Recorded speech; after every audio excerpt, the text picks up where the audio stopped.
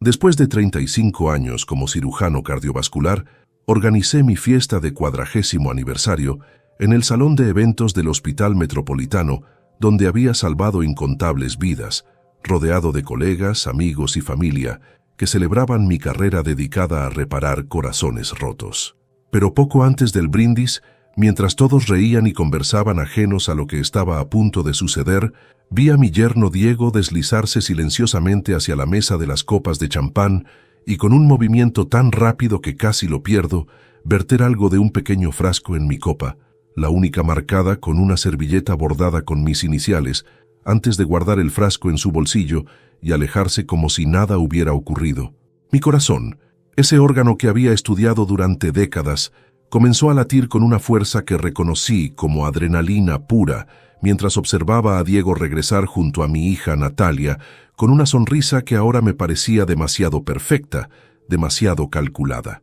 Así que, cuando nadie estaba mirando, caminé hacia la mesa como si fuera a recoger mi copa para el brindis inminente, y en un movimiento fluido producto de años de precisión quirúrgica, intercambié mi copa con la de Diego, que estaba justo al lado. 5 minutos después, cuando todos levantamos nuestras copas al cielo y brindamos por mi carrera, por la vida, por el futuro, Diego tomó un largo sorbo de lo que pensaba era champán inocente, y entonces comenzó a convulsionar. Me llamo Álvaro Ruiz.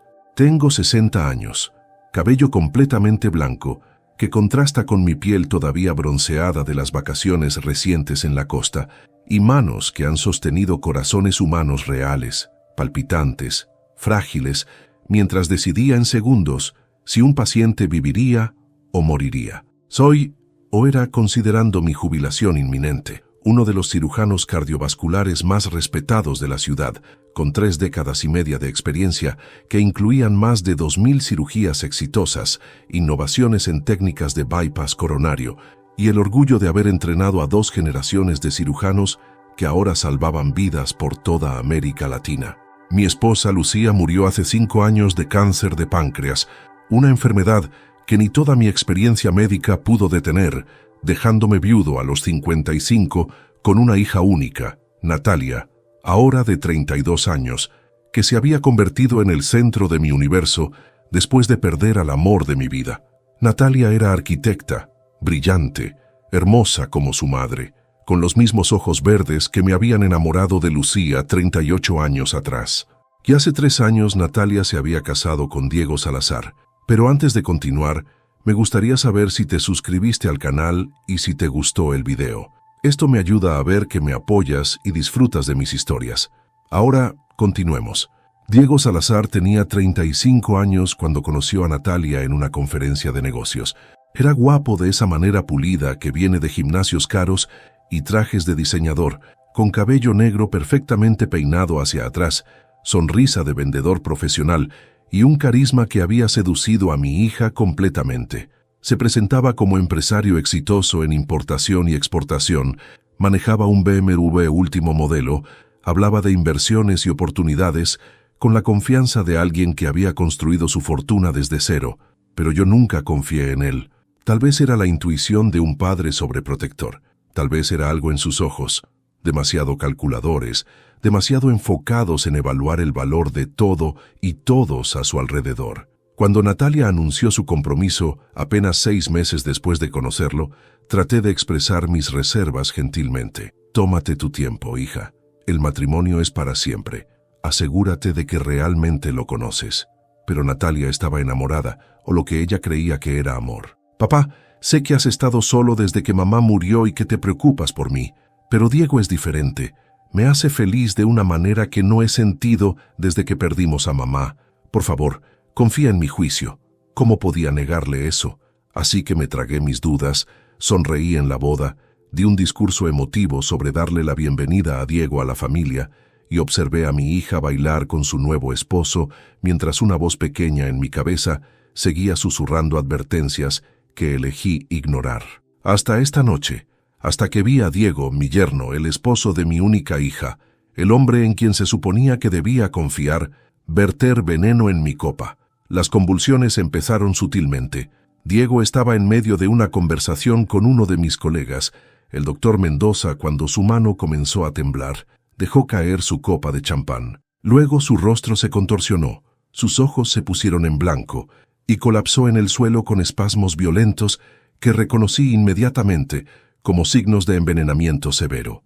El salón estalló en caos, gritos, gente corriendo. Natalia cayó de rodillas junto a su esposo, sollozando su nombre.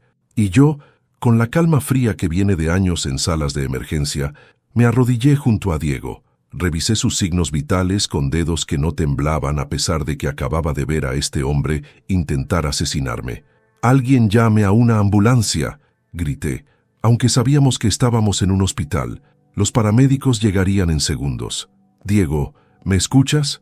Mantente conmigo». Sus ojos, cuando finalmente enfocaron, me encontraron. Y en ese breve momento antes de que perdiera la conciencia completamente, vi algo en su mirada. Reconocimiento, confusión y luego, horror. Porque Diego era lo suficientemente inteligente para entender qué había pasado. Yo había intercambiado las copas. Él había bebido su propio veneno. Los paramédicos llegaron, cargaron a Diego en una camilla. Natalia subió a la ambulancia con él, llorando histéricamente. Mis colegas me rodearon ofreciendo apoyo, asumiendo que yo estaba en shock porque mi yerno acababa de colapsar en mi fiesta. «Álvaro, ¿estás bien?», preguntó el doctor Mendoza, su mano en mi hombro. «Esto es terrible. ¿Qué pudo haber causado esto?». «No lo sé», mentí, mi voz perfectamente controlada. «Tal vez una reacción alérgica o un problema cardíaco no diagnosticado. No lo sabremos hasta que lo examinen apropiadamente». Pero yo sí sabía. Sabía exactamente qué había causado esto.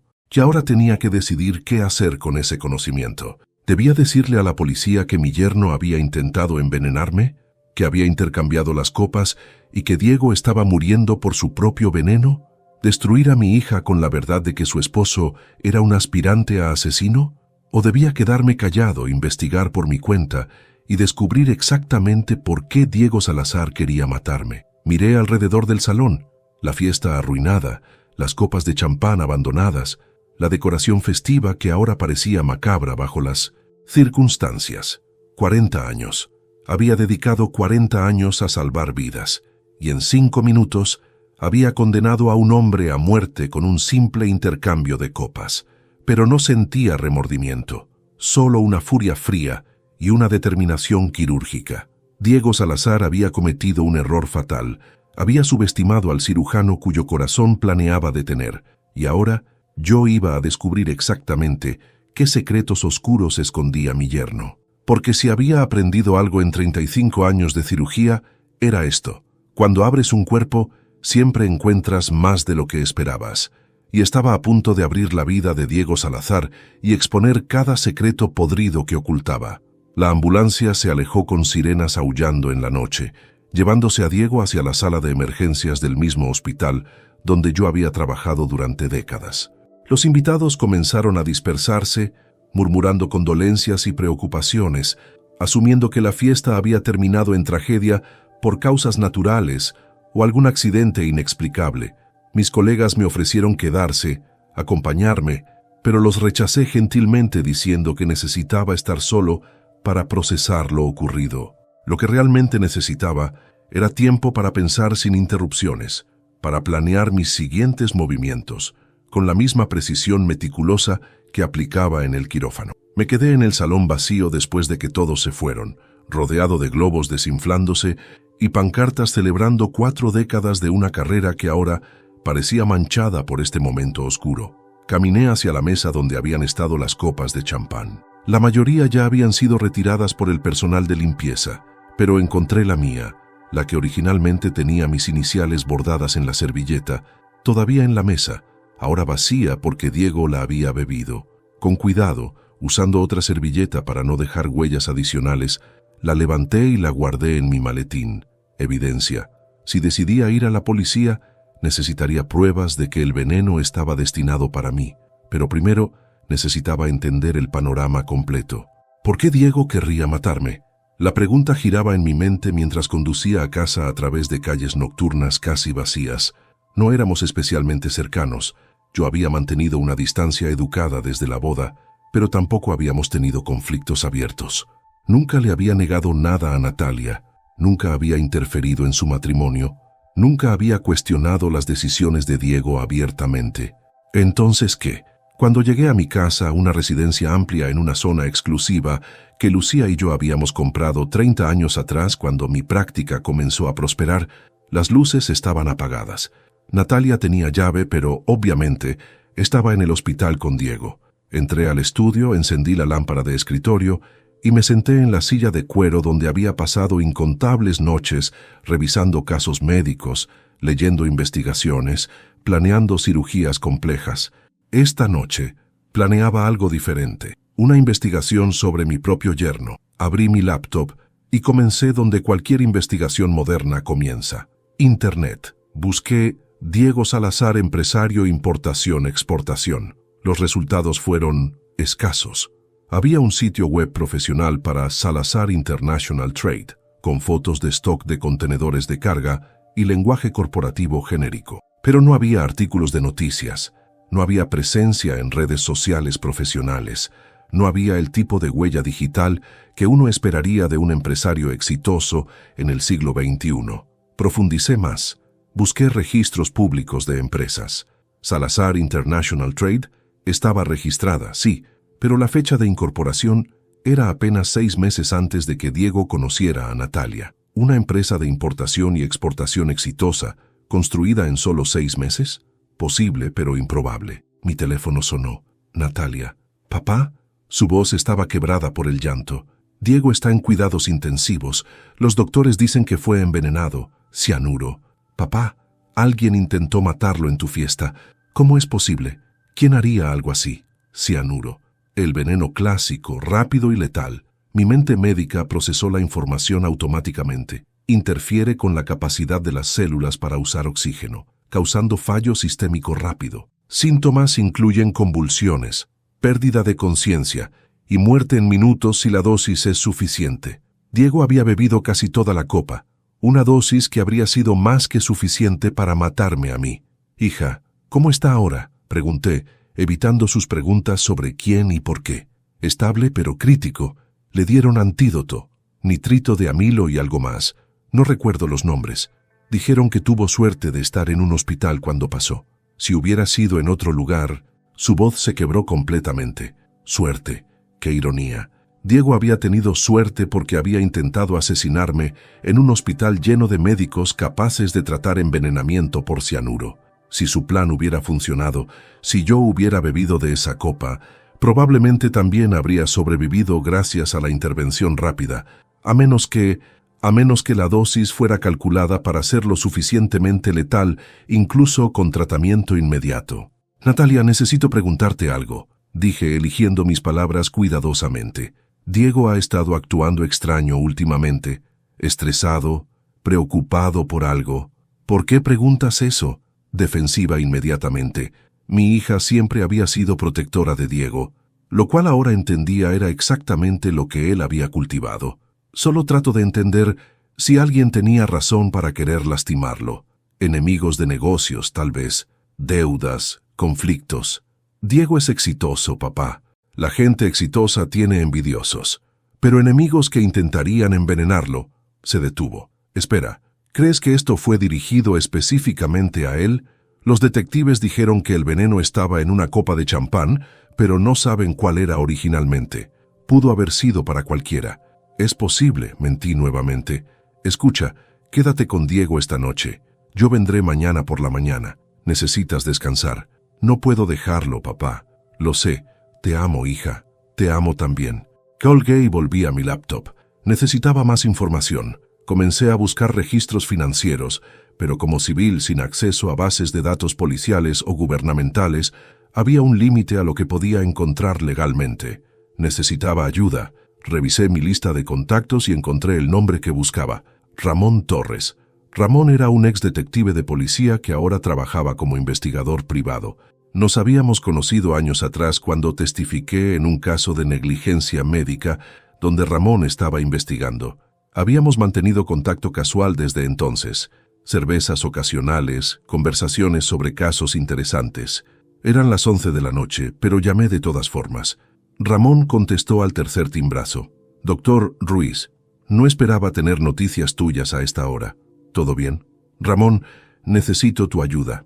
Algo pasó esta noche que no puedo explicar por teléfono. ¿Puedes venir a mi casa? Es urgente. Estaré ahí en 30 minutos. Mientras esperaba, preparé café fuerte y organicé mis pensamras. ¿Cuánto debía decirle a Ramón? ¿Todo? ¿Que había intercambiado las copas sabiendo que una estaba envenenada? Eso me hacía culpable de... ¿Qué exactamente? ¿Intento de asesinato? ¿Defensa propia preventiva? Las leyes alrededor de tales situaciones eran turbias, pero necesitaba confiar en alguien.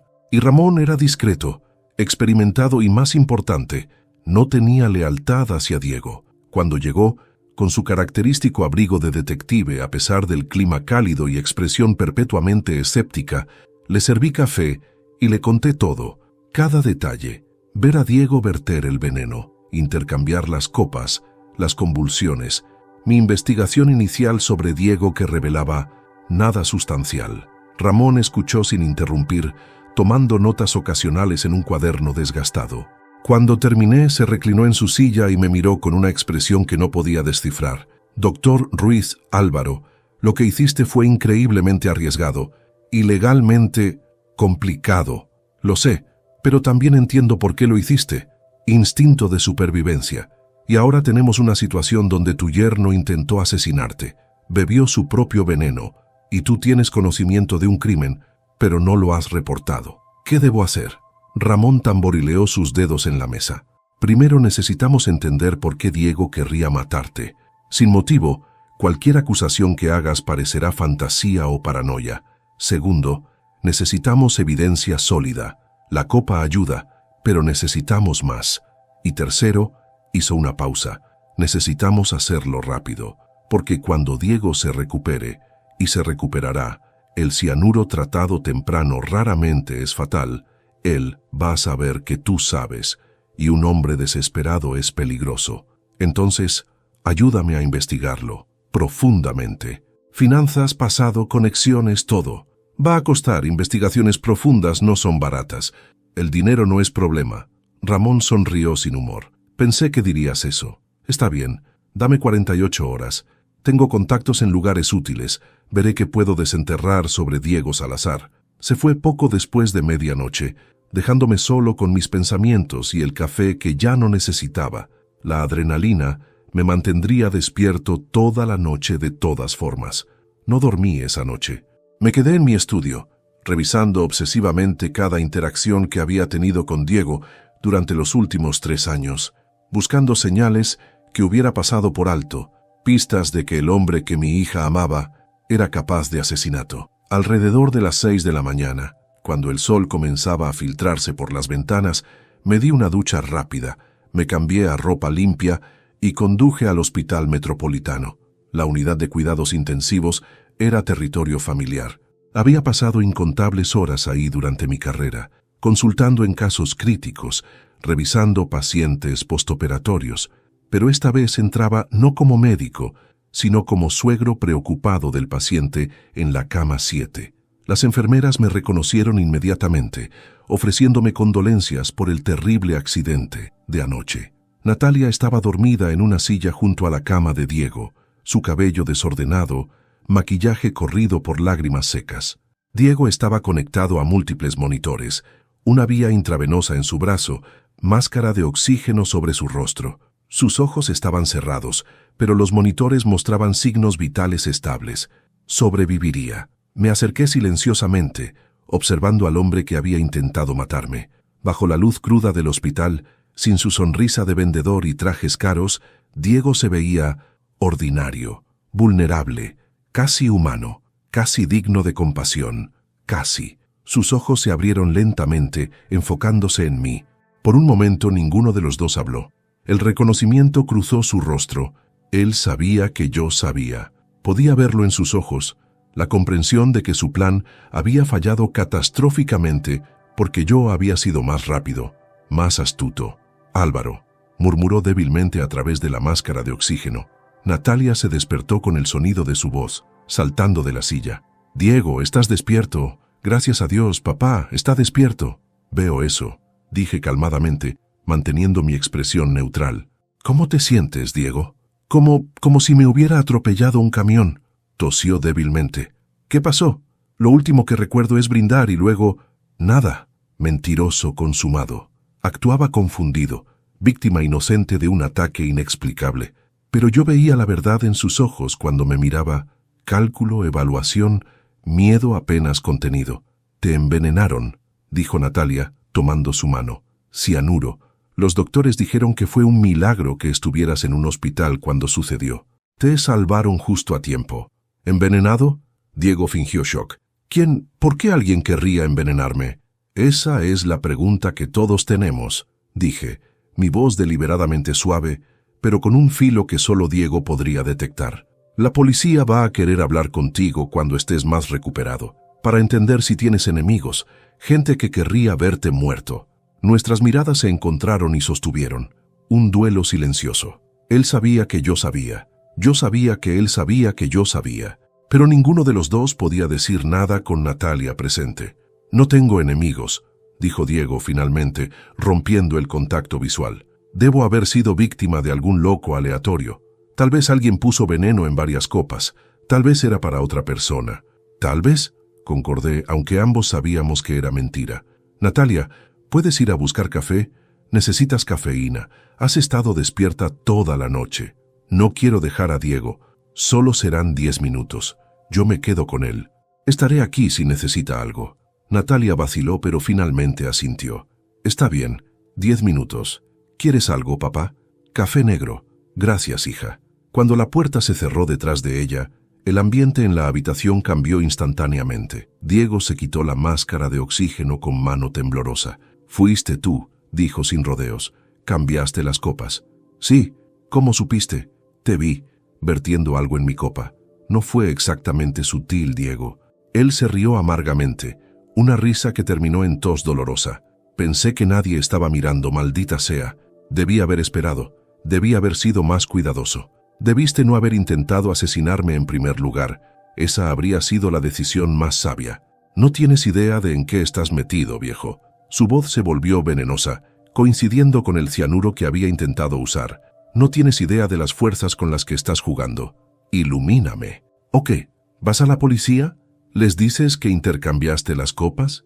Eso te hace culpable de intento de asesinato también. Autodefensa preventiva no es una defensa legal válida. Sabías que una copa estaba envenenada y deliberadamente me la diste. Tenía un punto que me había mantenido despierto toda la noche. Legalmente, mi posición era complicada. Moralmente, no tenía remordimientos. Había actuado para salvar mi propia vida. Pero en una corte de justicia las cosas podrían verse muy diferentes. ¿Por qué? Pregunté simplemente. ¿Por qué intentar matarme? Nunca te he hecho nada. Acepté tu matrimonio con Natalia aunque tenía reservas. Te he tratado con respeto. Necesito el dinero, dijo Diego con brutal honestidad. Y la única manera de conseguirlo rápidamente es que tú mueras y Natalia herede. ¿Deudas? Enormes, con gente que no acepta pagos atrasados. Gente que hace que el cianuro parezca una muerte misericordiosa comparado con lo que me harán si no pago pronto. ¿Y Natalia? ¿Qué hay de mi hija en todo esto? Algo cruzó su rostro. ¿Culpa? ¿Remordimiento? Pero desapareció tan rápido que pude haberlo imaginado. Natalia estará bien, heredará, llorará, eventualmente seguirá adelante. No es personal contra ella. Eres un monstruo. Soy un hombre desesperado. Hay una diferencia. La puerta se abrió. No era Natalia regresando, era demasiado pronto, sino dos detectives en trajes discretos. El hombre era de unos 50 años, con bigote gris y expresión cansada. La mujer era más joven, tal vez 35, con cabello recogido en una cola de caballo severa y ojos que no perdían detalle. «Señor Salazar», dijo el detective masculino, mostrando su placa. «Detective Morales, esta es mi compañera, Detective Ramírez. Necesitamos hacerle algunas preguntas sobre lo que pasó anoche». Diego se puso la máscara de oxígeno de nuevo, transformándose instantáneamente de amenaza a víctima. «Por supuesto, detective, lo que pueda hacer para ayudar». «Doctor Ruiz», dijo la detective Ramírez, notándome por primera vez. «¿Podría darnos privacidad? Necesitamos hablar con el señor Salazar a solas». «Claro», Me puse de pie, pero antes de salir, miré a Diego una última vez. Él me devolvió la mirada y en ese breve intercambio se comunicó todo. Esto no ha terminado. Ninguno de los dos puede ir a la policía sin incriminarse. Y uno de nosotros va a perder. Salí de la habitación y casi choqué con Natalia, que regresaba con 2 tazas de café.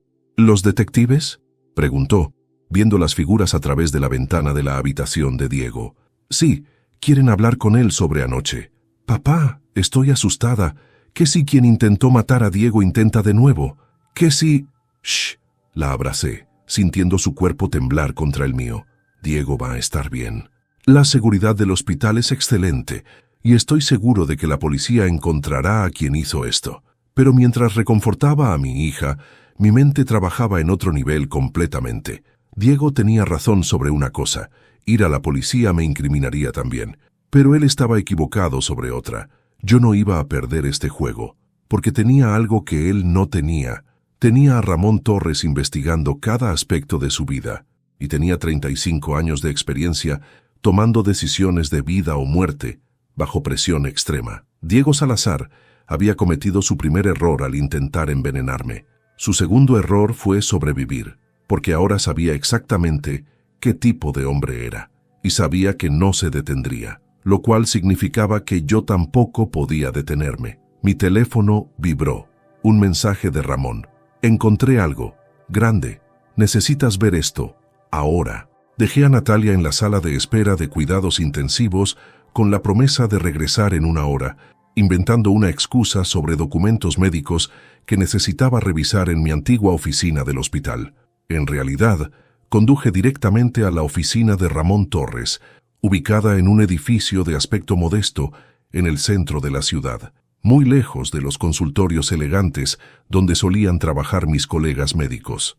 La puerta de vidrio esmerilado decía Torres Investigaciones Privadas, en letras doradas que necesitaban pulirse, y cuando entré, encontré a Ramón rodeado de computadoras, documentos impresos esparcidos por todas las superficies disponibles, y una expresión que reconocí como la de alguien que había descubierto algo perturbador. Álvaro, me saludó sin levantarse, señalando la silla frente a su escritorio. Siéntate, lo que voy a mostrarte va a cambiar todo. Me senté, mi corazón latiendo más rápido de lo que había latido incluso cuando vi a Diego verter el veneno. ¿Qué encontraste? Ramón giró su laptop hacia mí, mostrando una hoja de cálculo compleja llena de números rojos. Las finanzas de Diego Salazar. Tomó algo de trabajo.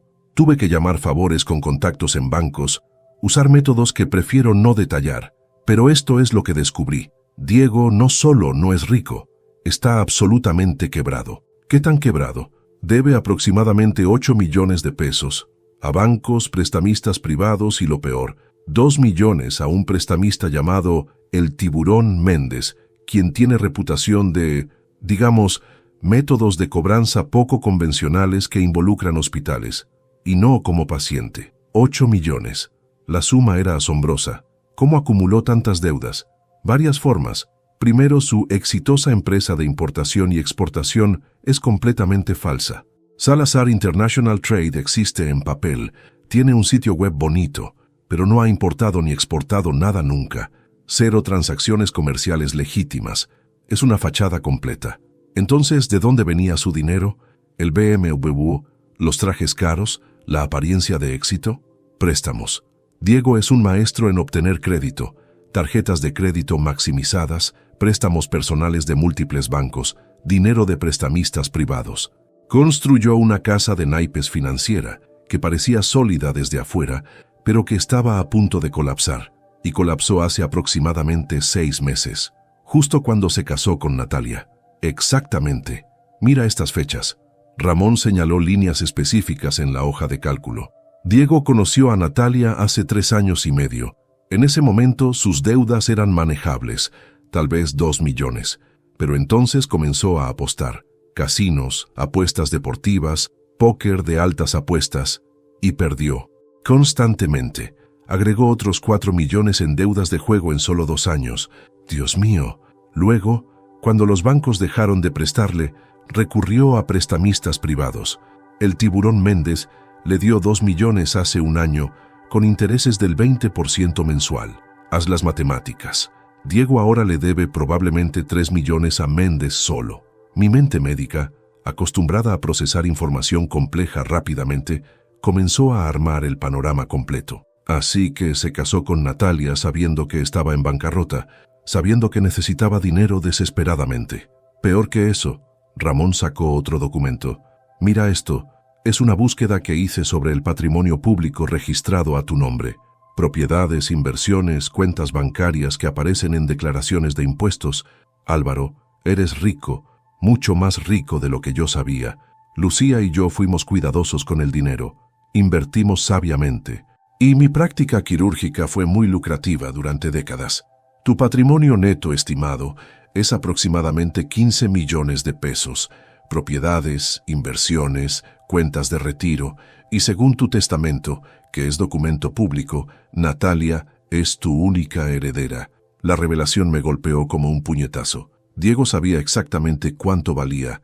Investigó antes de acercarse a Natalia. Eso parece. Y hay más. Ramón sacó fotografías impresas de lo que parecían ser capturas de pantalla de redes sociales. Esto es de 3 años y medio atrás, justo antes de que Diego conociera casualmente a Natalia en esa conferencia de negocios. Mira quién está en su lista de amigos de Facebook. Estudié las imágenes. Diego tenía en su lista de amigos a varios compañeros de trabajo de Natalia, gente del mismo círculo profesional de arquitectura. Las conocía antes de la conferencia. Exacto. Diego investigó a Natalia durante meses antes de conocerla. Sabía dónde trabajaba, quiénes eran sus amigos, y más importante, sabía quién era su padre y cuánto valía. Ese encuentro en la conferencia no fue casualidad, fue planificación meticulosa. La traición se sentía en capas. Diego no solo había intentado asesinarme, había seducido a mi hija con un plan premeditado para robar su herencia. Natalia nunca había sido más que un medio para un fin. ¿Hay más?, pregunté, aunque parte de mí no quería saber. Sí, y esto es lo peor. Ramón sacó otro documento, con el membrete de una compañía de seguros. Diego tomó una póliza de seguro de vida a tu nombre hace 6 meses, 2 millones de pesos. Beneficiaria, Natalia Ruiz de Salazar, su esposa. ¿Cómo es eso posible? No firmé ninguna póliza. No necesitabas hacerlo. Diego tiene acceso a tu información personal a través de Natalia, fecha de nacimiento, número de seguridad social, historial médico básico. Con esa información y firmas falsificadas, probablemente copió tu firma de documentos familiares, pudo obtener la póliza. Eso es fraude, absolutamente. Pero es fraude que solo se descubre si alguien investiga. Si hubieras muerto anoche como Diego planeaba, Natalia habría heredado 15 millones de patrimonio más 2 millones de seguro, 17 millones totales, más que suficiente para pagar todas las deudas de Diego y dejarle varios millones para vivir cómodamente. ¿Y Natalia? ¿Qué habría pasado con mi hija después de que Diego obtuviera el dinero? Ramón me miró directamente, su expresión sombría. Esa es la parte que más me preocupa, Álvaro, porque encontré algo más. Otra póliza de seguro, esta tomada hace 3 meses. Otra, a nombre de Natalia Ruiz de Salazar, 3 millones de pesos. Beneficiario, Diego Salazar, su esposo. El mundo se detuvo. El sonido en la oficina, el zumbido de computadoras, el tráfico distante en la calle, todo se desvaneció mientras procesaba lo que Ramón acababa de decir. Diego planeaba matar a Natalia también. Eso parece. Mi teoría. Primero te mata. Espera unos meses para que las sospechas se asienten. Natalia hereda todo. Entonces, trágico accidente. Tal vez un robo que sale mal. Un accidente automovilístico. Algo que parezca natural o aleatorio. Diego hereda de Natalia como esposo sobreviviente. Termina con 20 millones entre herencia y seguros. Paga sus deudas y desaparece. Probablemente a un país sin tratado de extradición. Hijo de puta. Las palabras salieron como un gruñido. Mi hija. Planeaba matar a mi hija. Y lo habría hecho. Hombres como Diego, desesperados y sin escrúpulos morales, son capaces de cualquier cosa. Ya cruzó la línea al intentar matarte. Matar a Natalia después sería más fácil. Ya estaría acostumbrado a la idea de asesinato. Me puse de pie, caminando de un lado a otro en la pequeña oficina. 35 años salvando vidas, dedicado a preservar la existencia humana, y ahora descubría que el esposo de mi hija, el hombre que dormía al lado de ella cada noche, planeaba asesinarla por dinero. Necesito decirle a Natalia, ¿estás seguro? Es mucha información devastadora de golpe. Su esposo intentó matar a su padre, está en bancarrota, se casó con ella por dinero y planea matarla eventualmente. Eso podría romperla mentalmente. Tiene derecho a saber, tiene derecho a protegerse. Tal vez, pero Álvaro, si le dices, también tendrás que explicar cómo lo sabes, lo cual significa admitir que intercambiaste las copas, que sabías que Diego intentaba envenenarte, y eso abre otra caja de problemas legales. Tenía razón, cada movimiento en esta situación tenía consecuencias. Era como una cirugía increíblemente compleja donde un corte en el lugar equivocado podría causar sangrado catastrófico. ¿Qué sugieres? Opción 1. Vamos a la policía con toda esta evidencia. Las deudas, las pólizas fraudulentas, el plan obvio de asesinato. Presentamos un caso circunstancial fuerte. El problema, Diego podría alegar que tú lo envenenaste deliberadamente y tendrías que admitir el intercambio de copas. Opción 2. Mantenemos esto privado por ahora. Usamos la información como apalancamiento contra Diego. Lo confrontamos, le mostramos que sabemos todo y le damos una opción: divorciarse de Natalia, renunciar a cualquier reclamo de propiedad, desaparecer de sus vidas para siempre. A cambio, no lo reportamos a la policía ni a el Tiburón Méndez. ¿Y si se niega? Entonces vamos con opción 3. Convertimos esto en una operación. Hacemos que Diego se incrimine completamente de maneras que no te involucren. Le tendemos una trampa tan perfecta que no tenga escape. Consideré las opciones. La opción 1 era más directa pero arriesgada legalmente. La opción 2 le daba a Diego una salida fácil que no merecía. La opción 3. Explícame más sobre la opción 3. Ramón sonrió, el tipo de sonrisa que un cazador hace cuando el prey cae en la trampa. Usamos el hecho de que Diego está desesperado. Le hacemos creer que hay otra manera de conseguir el dinero que necesita. Una manera que no involucra matarte a ti o a Natalia. Lo atraemos a cometer un crimen que podamos documentar completamente. Grabaciones, testigos, evidencia irrefutable. Y entonces lo entregamos a la policía con un caso hermético. ¿Qué tipo de crimen? Todavía estoy trabajando en los detalles, pero esencialmente creamos una situación donde Diego piensa que puede conseguir el dinero fácilmente, tal vez un inversionista falso que quiere comprar su empresa falsa, o una oportunidad de fraude que parece demasiado buena para rechazar. Lo grabamos cometiendo el fraude activamente, y ¡boom! Tenemos evidencia que no te involucra en absoluto. Era inteligente, arriesgado, pero inteligente. ¿Cuánto tiempo necesitarías para configurar algo así? Una semana, tal vez 2.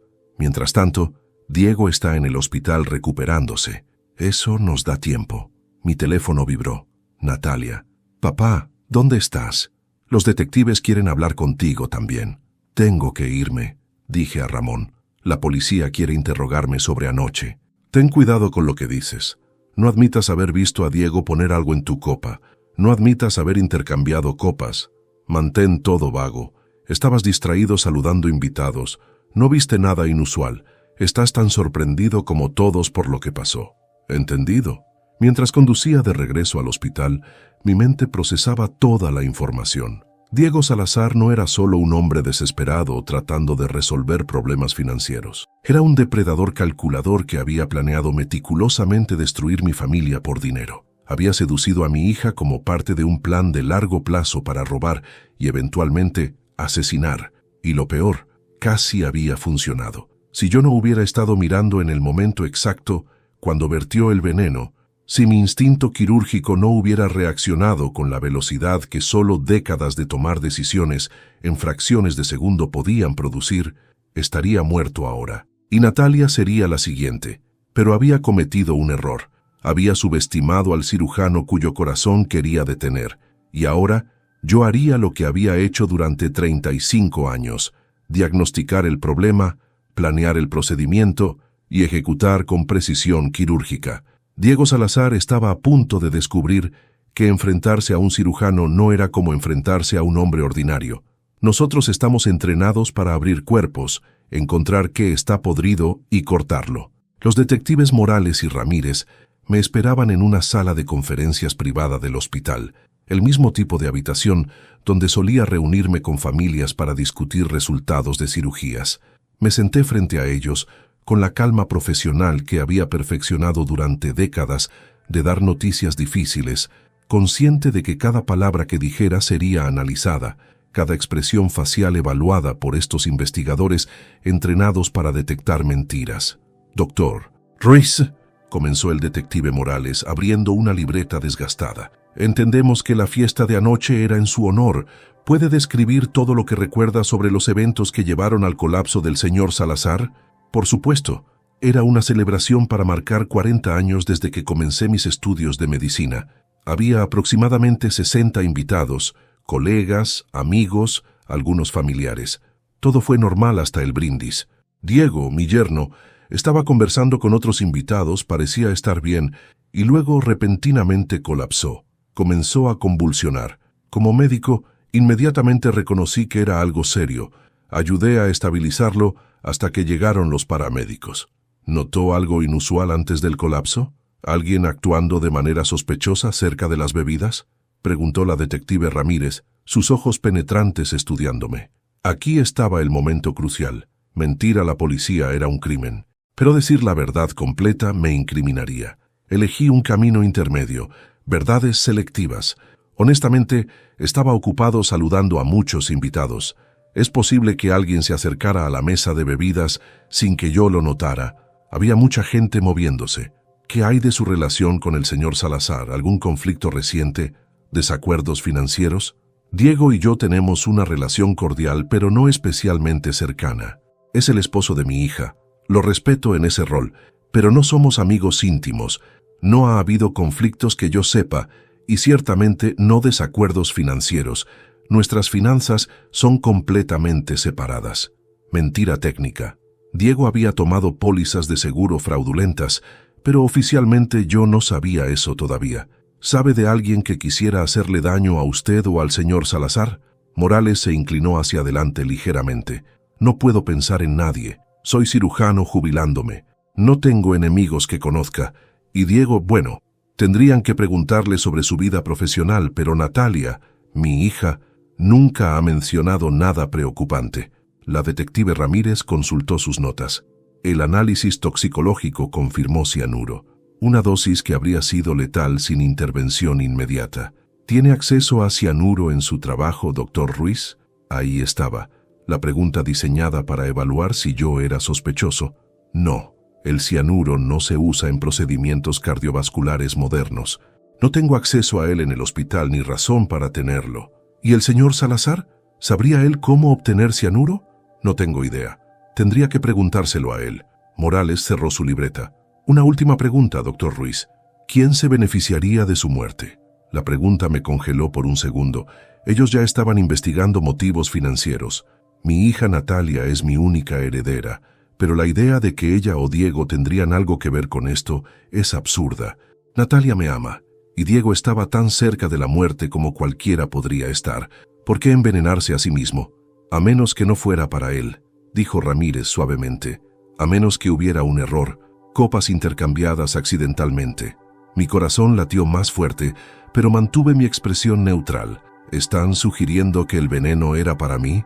Es una posibilidad que estamos explorando, especialmente dado que usted es significativamente más rico que el señor Salazar, según nuestros registros preliminares. Antes de continuar, dime aquí en los comentarios qué te está pareciendo esta historia hasta ahora y qué harías tú en su lugar. No te vayas del video porque lo que viene a continuación te pondrá la piel de gallina. Entiendo que tienen que explorar todas las posibilidades, dije cuidadosamente, pero les aseguro que mi familia no tiene nada que ver con esto. Si el veneno era para mí, entonces hay alguien ahí afuera que todavía representa una amenaza. Espero que lo encuentren rápidamente. Los detectives intercambiaron miradas. Morales se puso de pie.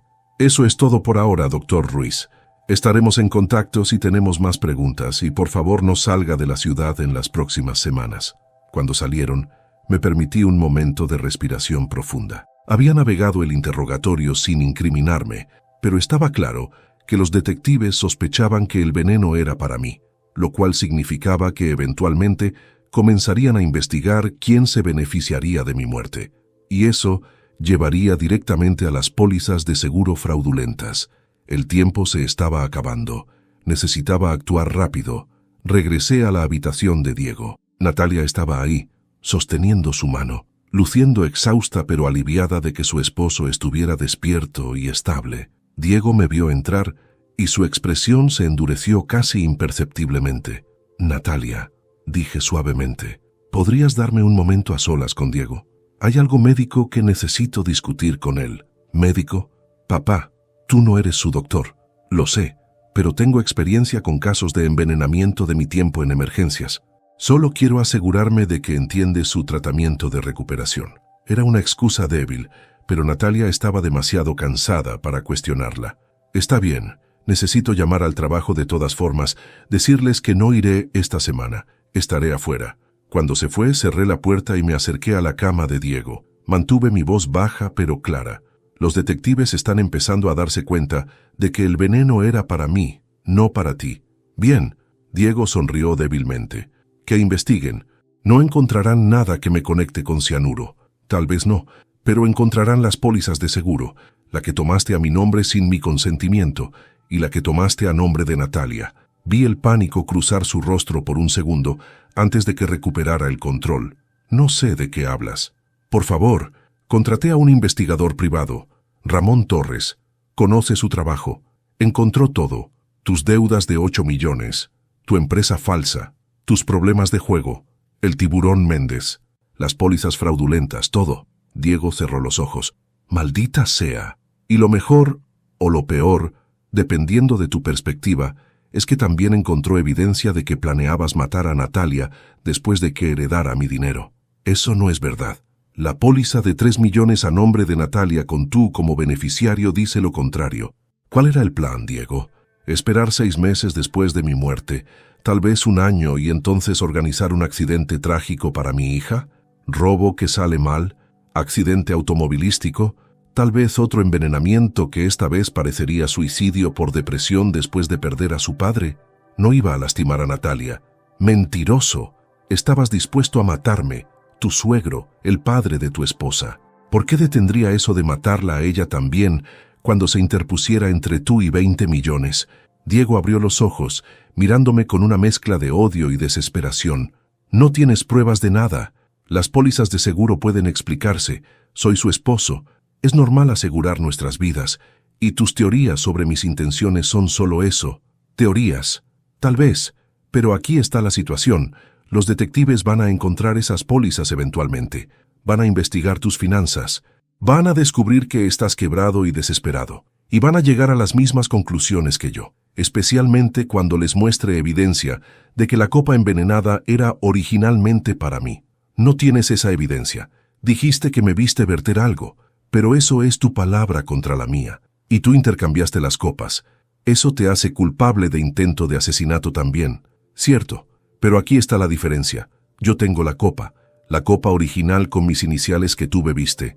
La guardé, y apuesto a que tiene tus huellas digitales por todo el borde, donde la tocaste cuando vertiste el veneno. Análisis forense probará que la tocaste inmediatamente antes del envenenamiento. Vi el color drenar de su rostro. No había pensado en las huellas digitales. «Así que aquí está mi oferta», continué, manteniendo mi voz quirúrgicamente precisa. «Una vez, solo una vez, te divorciarás de Natalia, renunciarás a cualquier reclamo sobre cualquier propiedad o dinero, desaparecerás de nuestras vidas para siempre. Haz eso y no iré a la policía con la copa ni con la evidencia de las pólizas fraudulentas. ¿Y mis deudas? ¿El tiburón Méndez? Me matará si no pago. No es mi problema. Encuentra otra manera. Declara bancarrota. Huye del país. Pero aléjate de mi hija». Diego se rió. Una risa amarga, desesperada. «No puedes salvarla, viejo. Incluso si me divorcio, incluso si desaparezco, estoy muerto de todas formas. Méndez no acepta, no puedo pagar. Y cuando me torturé para encontrar dinero, le contaré todo sobre ti y Natalia, sobre tu fortuna, y entonces él vendrá por ustedes». La amenaza colgaba en el aire. Diego tenía razón en un aspecto. Hombres como el tiburón Méndez no dejaban deudas sin cobrar, pero estaba equivocado en pensar que eso me haría cambiar de opinión. «Entonces sugiero que encuentres una manera de pagar antes de que eso suceda». Porque la alternativa es que voy a la policía ahora. Presentas cargos por las pólizas fraudulentas y el intento de asesinato y pasas los próximos 25 años en prisión, donde, incidentalmente, hombres como Méndez tienen contactos que pueden alcanzarte incluso detrás de las rejas. Me estás matando de cualquier manera. No, te estoy dando una oportunidad que no mereces, una oportunidad de huir, sobrevivir, tal vez, más de lo que le diste a Natalia cuando planeaste asesinarla. La puerta se abrió. Natalia volvió a entrar. ¿Todo bien? Escuché voces elevadas. Todo está bien, hija, dije, mi tono transformándose instantáneamente a preocupación paternal. Diego y yo solo estábamos discutiendo opciones de tratamiento. ¿Verdad, Diego? Diego me miró con odio puro, pero asintió. Sí, solo opciones de tratamiento. Bien, Diego, piensa en lo que discutimos.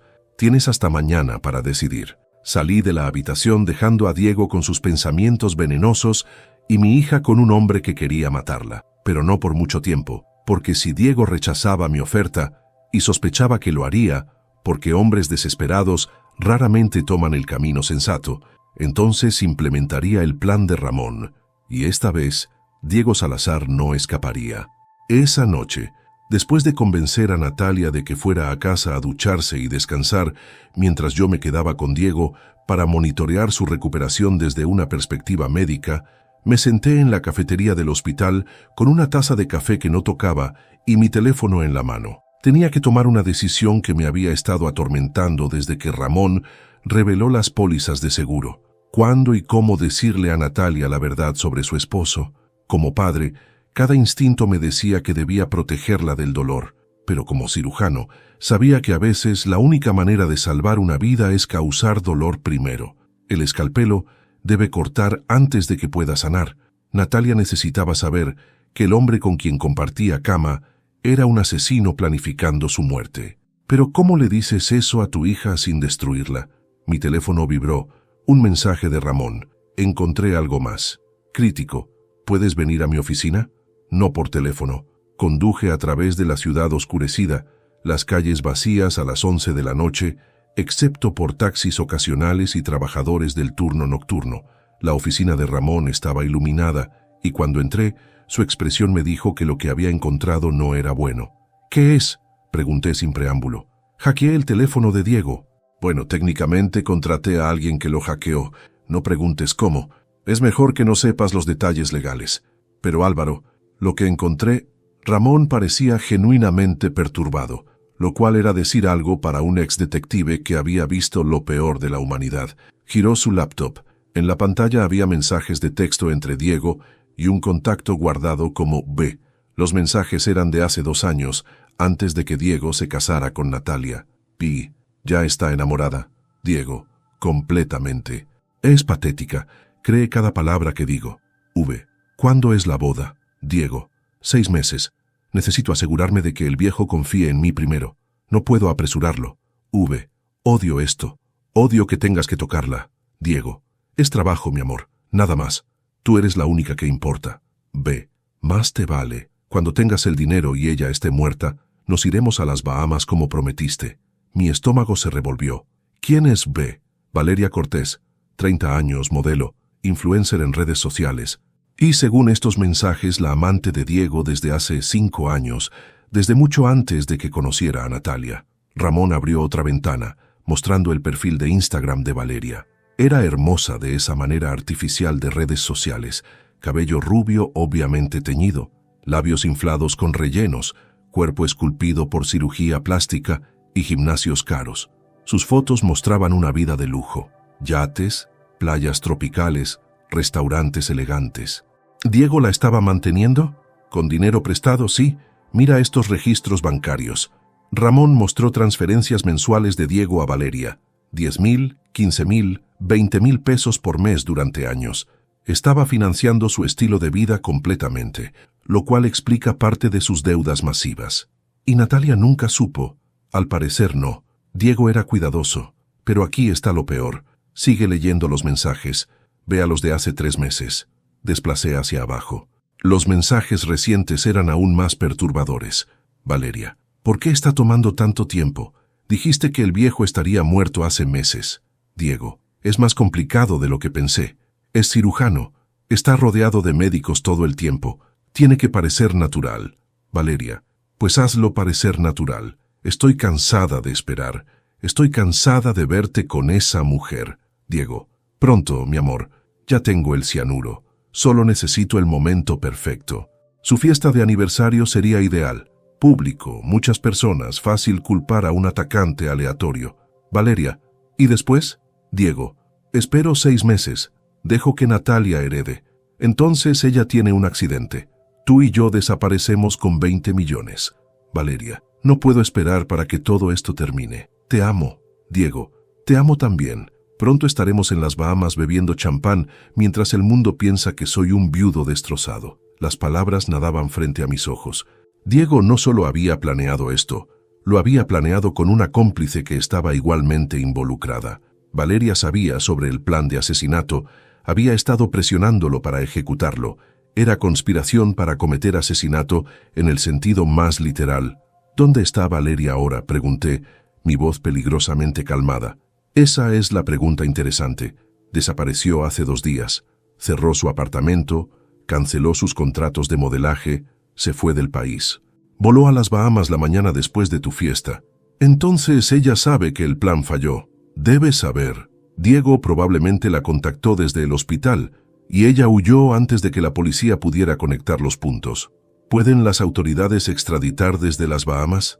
Para asesinato, sí, pero necesitamos pruebas sólidas de su participación. Estos mensajes de texto ayudan, pero un buen abogado podría argumentar que eran solo fantasía, que nunca planearon actuar sobre ellos.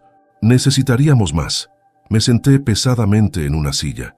Natalia, Dios, cuando descubra que su matrimonio completo fue una farsa, que Diego nunca la amó, que tenía una amante todo el tiempo, que ambos planeaban asesinarla, es devastador. Pero necesita saber, Álvaro, especialmente porque hasta que Diego y Valeria sean arrestados formalmente, Natalia sigue en peligro. Diego está en el hospital ahora, incapacitado, pero eventualmente se recuperará. Y cuando lo haga, ¿qué crees que hará? ¿Simplemente renunciar y aceptar la derrota? No, intentará de nuevo. Es demasiado desesperado para rendirse. Exacto. Lo cual significa que necesitamos actuar rápido. Mi sugerencia, mañana traes a Natalia aquí. Le mostramos todo. Los mensajes, las pólizas, las deudas, todo. Sí, va a doler, va a devastarla, pero es la única manera de salvar su vida. Sabía que Ramón tenía razón. Pero la idea de ver el rostro de mi hija, cuando descubriera que su esposo, el hombre que había amado, con quien había planeado tener hijos, construir una vida, era un monstruo que quería matarla por dinero, era insoportable. Hay algo más que necesito mostrarte, dijo Ramón suavemente, como si anticipara que estaba a punto de agregar más dolor al ya considerable. Abrió otra carpeta en su computadora. Investigué el pasado de Diego, antes de conocer a Natalia, y encontré algo preocupante. En la pantalla apareció un artículo de periódico de hace 7 años. El titular, Muerte misteriosa de heredera. Novio interrogado pero liberado por falta de evidencia. Leí el artículo con creciente horror. Una mujer llamada Sandra Elizondo, 28 años, heredera de una fortuna farmacéutica, había muerto de aparente sobredosis de medicamentos. Su novio en el momento, un joven empresario llamado Diego Salazar, había sido interrogado extensamente, pero nunca acusado. Sandra había cambiado su testamento 2 semanas antes de morir, dejando gran parte de su patrimonio a Diego. Pero porque la muerte fue oficialmente catalogada como accidental, Diego nunca recibió la herencia.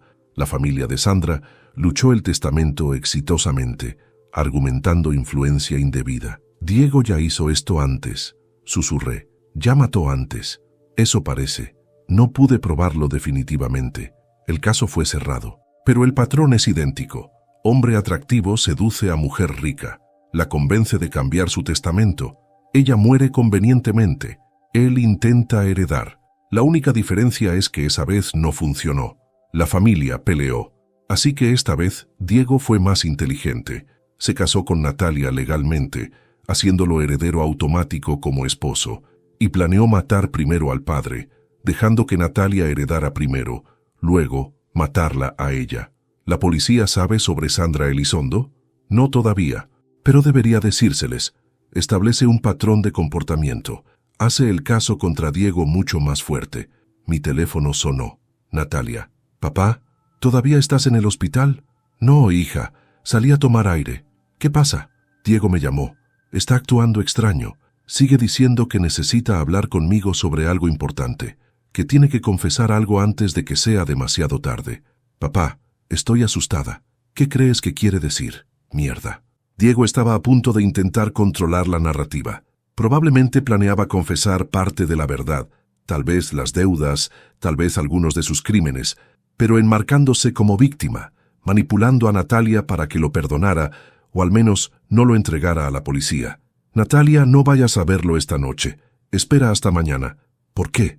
Si necesita decirme algo, porque necesito decirte algo primero, algo sobre Diego que descubrí, algo que cambiará todo. ¿Puedes venir a casa ahora? Papá, me estás asustando. Lo sé, lo siento, pero confía en mí. Ven a casa. Ahora. Hubo una pausa. Está bien. Estaré ahí en 20 minutos. Colgué y miré a Ramón. Va a venir a casa. Necesito decírselo todo esta noche. ¿Quieres que esté ahí? ¿Para mostrarle la evidencia? Sí. Trae todo. Los mensajes, los registros financieros, el artículo sobre Sandra, todo. Si voy a romper el corazón de mi hija, al menos será con la verdad completa. Condujimos separadamente a mi casa. Ramón llegó primero configurando su laptop en mi sala. Yo preparé té que sabía que nadie bebería. Cuando Natalia llegó, luciendo preocupada y confundida, la hice sentar en el sofá. Hija, lo que voy a decirte es difícil, tal vez lo más difícil que he tenido que decir en mi vida, pero necesitas escucharlo y necesitas verlo, porque tu vida depende de ello. Papá, ¿qué está pasando? Diego, tu esposo, no es quien crees que es. Y entonces, con Ramón mostrando evidencia tras evidencia en su laptop, le conté todo. Natalia no lloró inmediatamente. Primero vino el shock, su rostro poniéndose pálido mientras veía los mensajes entre Diego y Valeria, sus manos temblando mientras Ramón le mostraba los registros de las pólizas de seguro fraudulentas, sus ojos agrandándose cuando leí en voz alta el artículo sobre Sandra Elizondo. Se quedó completamente inmóvil, procesando cada pieza de evidencia con la misma metodología analítica que usaba en sus diseños arquitectónicos, construyendo mentalmente la estructura horrible de la verdad. Cuando finalmente habló, su voz era extrañamente calmada. ¿Cuándo lo supiste? Vi a Diego poner veneno en mi copa durante la fiesta. Intercambié nuestras copas. Por eso fue él quien colapsó en lugar de yo. Así que lo sabías desde el principio, y no me dijiste. Ahora había una nota de acusación en su voz. No sabía cuán profundo era todo esto. Solo sabía que había intentado envenenarme. Contraté a Ramón para investigar por qué, y lo que encontró fue... Hice una pausa, buscando palabras. Fue peor de lo que imaginé. Planeaba matarme. No era una pregunta. Era una declaración, pronunciada con la misma finalidad con la que un arquitecto declara que un edificio está estructuralmente inseguro. Mi esposo, el hombre con quien planeaba tener hijos, planeaba asesinarme por dinero. Sí, finalmente las lágrimas llegaron. No sollozos dramáticos, sino lágrimas silenciosas rodando por sus mejillas mientras miraba fijamente la laptop de Ramón, donde los mensajes entre Diego y Valeria seguían abiertos. 3 años. Estuve casada con él durante 3 años. Dormí junto a él. Le dije que lo amaba. Y todo el tiempo, él, su voz se quebró. Me moví para abrazarla, pero ella levantó una mano, deteniéndome. No, si me abrazas ahora, me derrumbaré completamente. Y no puedo derrumbarme todavía. Necesito pensar. Se puso de pie, caminando hacia la ventana, mirando hacia la noche oscura. Ramón y yo intercambiamos miradas, pero permanecimos en silencio, dándole espacio para procesar. Después de varios minutos se volvió hacia nosotros. ¿Qué hacemos ahora? ¿Vamos a la policía? Esa es una opción, dijo Ramón. Tenemos evidencia sólida de conspiración para cometer asesinato, fraude de seguros y un caso circunstancial fuerte vinculando a Diego con la muerte de Sandra Elizondo. ¿Pero qué? Pero tu padre también intercambió las copas sabiendo que una estaba envenenada. Técnicamente, eso lo hace culpable de intento de asesinato o al menos agresión con arma mortal. Un fiscal agresivo podría presentar cargos contra ambos. Natalia me miró. ¿Podrías ir a prisión por salvar tu propia vida? Es posible. El derecho a defensa propia generalmente requiere amenaza inmediata. Ver a alguien verter veneno en tu copa y luego deliberadamente dársela a ellos para que la beban es legalmente turbio. Entonces no podemos ir a la policía todavía, no hasta que tengamos algo que proteja a papá también. La determinación en su voz me recordó a su madre. Lucía había tenido esa misma ferocidad protectora cuando se trataba de familia. «Que hay otra opción», dijo Ramón, «la que discutimos antes. Tendemos una trampa a Diego. Lo hacemos confesar todo en cámara, de manera que quede claro que él inició todo, que tu padre solo actuó en defensa propia y que tú eras una víctima inocente». «¿Qué tipo de trampa?» «Diego está desesperado. Debe 8 millones y sus acreedores no son pacientes, especialmente el tiburón Méndez, quien tiene reputación de ser persuasivo en sus métodos de cobranza. Usamos esa desesperación contra él. Le ofrecemos una salida, una forma de conseguir dinero que no involucre asesinato. Lo atraemos a cometer un crimen que podamos documentar completamente». «¿Qué tipo de crimen?» «Todavía estoy trabajando en los detalles, pero la idea básica, creamos un inversor ficticio, alguien rico que supuestamente quiere comprar la empresa falsa de Diego o invertir en un esquema. Diego, desesperado por dinero, intentará estafar a este inversor. Lo grabamos en el acto.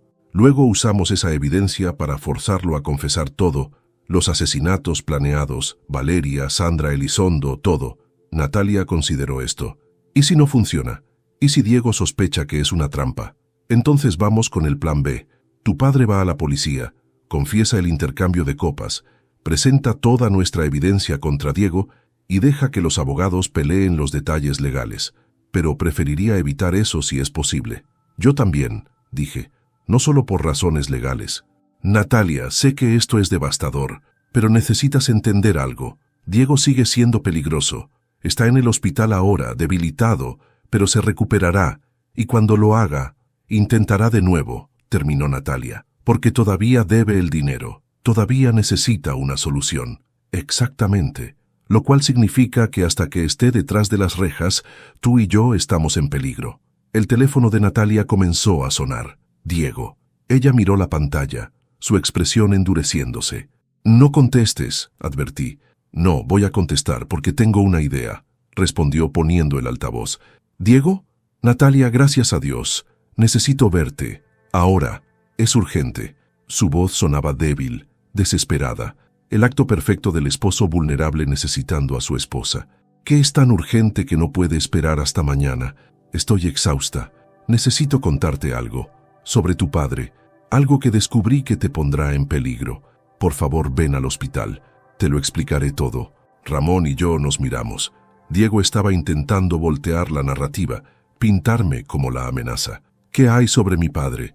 Natalia mantuvo su voz perfectamente neutral. «No por teléfono. Ven aquí, por favor. Te amo. Solo quiero protegerte». «Está bien, estaré ahí en 30 minutos. Te amo». «Sí, nos vemos pronto». Colgó sin decir que lo amaba de vuelta. Miró a Ramón. «¿Tienes equipo de grabación? ¿Algo que pueda usar para grabar nuestra conversación?» «Natalia, no», protesté.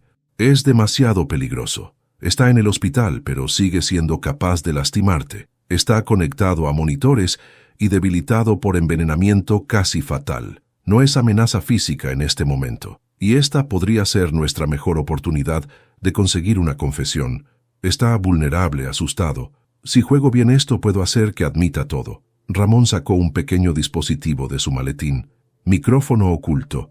Se clipa tu sostén, prácticamente invisible. Graba hasta 6 horas de audio de alta calidad. Pero Natalia, tu padre tiene razón. Es arriesgado. Todo es arriesgado en este punto. Pero si puedo conseguir que Diego admita el plan de asesinato en grabación, eso nos da apalancamiento. Podemos usarlo para forzar una confesión completa o llevarlo directamente a la policía con evidencia irrefutable.